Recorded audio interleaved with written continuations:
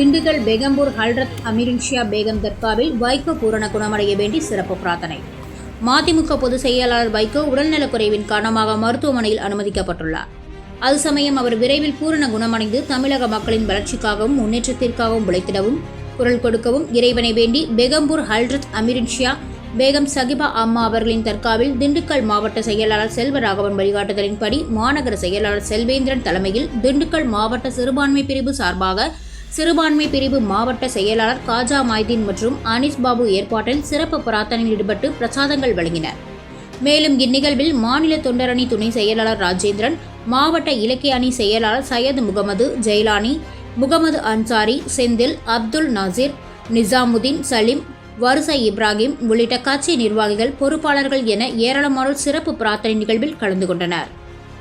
சான்றோர் குழு செய்திகளுக்காக திண்டுக்கல் மாவட்ட செய்தியாளர் லட்சுமணனுடன் செய்தி வாசிப்பாளர் முத்துலட்சுமி.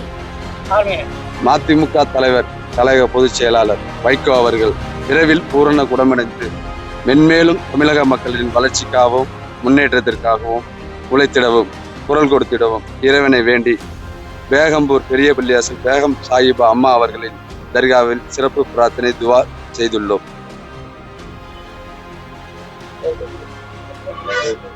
சிறுபான்மை பிரிவு அனீஸ் பாபு, திண்டுக்கல் மாவட்டம்.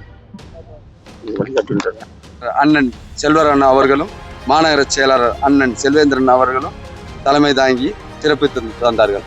அஸ்ஸலாமு அலைக்கும். பிரிவு மாவட்ட செய்திகளை உடனுக்குடன் தெரிந்து கொள்ள சான்றோர் குரல் பக்கத்தை